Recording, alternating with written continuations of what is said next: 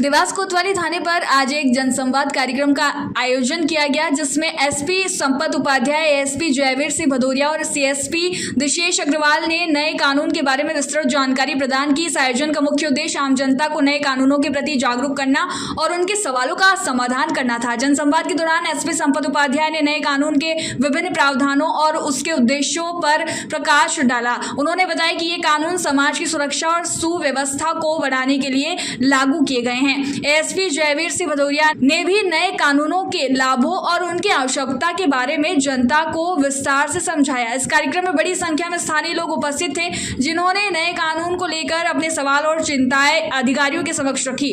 अधिकारियों ने जनता की सभी सवालों का धैर्यपूर्वक उत्तर दिया और उन्हें आश्वासन दिया कि कानून का पालन करने से समाज में सकारात्मक परिवर्तन आएंगे। जनसंवाद का आयोजन सफलतापूर्वक संपन्न हुआ और उपस्थित लोगों ने अधिकारियों के प्रयासों की सराहना की। यह कार्यक्रम नागरिकों और कानून परिवर्तन अधिकारियों के बीच बेहतर संवाद और सहयोग को बढ़ावा देने का एक महत्वपूर्ण कदम साबित होगा।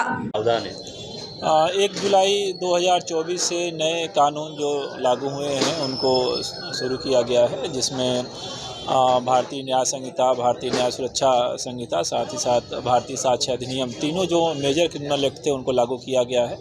इस तारतम्य में जो पुलिस विभाग और अभियोजन और न्यायपालिका के प्रशिक्षण अपने अलग अलग चल ही रहे थे, इसमें आम नागरिकों को जोड़ने के लिहाज से जनसंवाद के भी कार्यक्रम पिछले कुछ दिनों से कराए जा रहे हैं। उसी तारतम्य में आज कोतवाली थाना क्षेत्र में कार्यक्रम कराया गया था।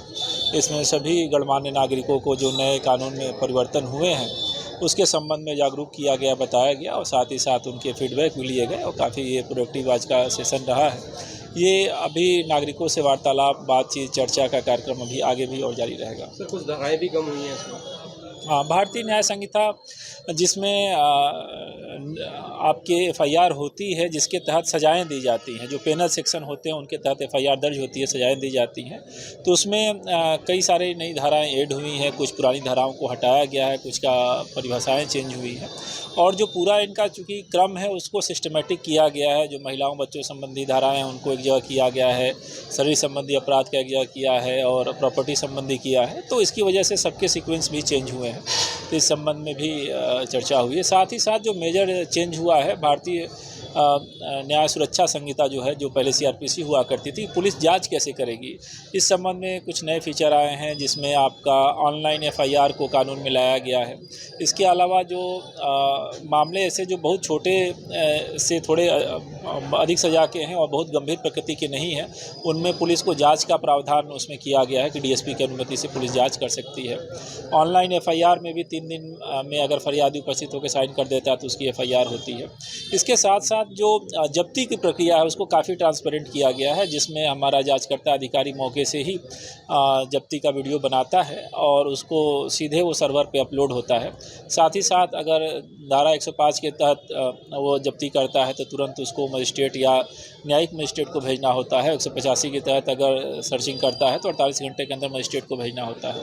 तो इस प्रक्रिया को भी जो चेन ऑफ कस्टडी उसकी है जब्त सामग्री की, उसको सुनिश्चित किया गया है। सर, आम जन तक बीएनएस किस तरह से पहुंचे, इसके लिए थाना स्तर या किस तरह के जनसंवाद कार्यक्रम आयोजित? इसमें लगातार थाना और थाना के बाहर के क्षेत्रों में बड़े जो गांव हैं, मोहल्ले हैं, वहाँ भी कार्यक्रम किए जा रहे हैं। साथ ही साथ हमारे जो अधिकारी कर्मचारी हैं उनको भी सेंसिटाइज किया जा रहा है। जो नागरिकों से जुड़ी हुई चीज़ें हैं जो उनको जानकारी में होना चाहिए, जैसे ऑनलाइन एफआईआर की व्यवस्था है, कुछ मामलों में जांच की व्यवस्था है, कुछ धाराएं चेंज हुई हैं जो पहले अपराध में हुआ करती थी अब नहीं है। इन सब बारे में फोकस करते हुए जागरूकता कार्यक्रम चलाया जा रहा है। देवास से ब्यूरो चीफ अभिषेक सोनी की रिपोर्ट।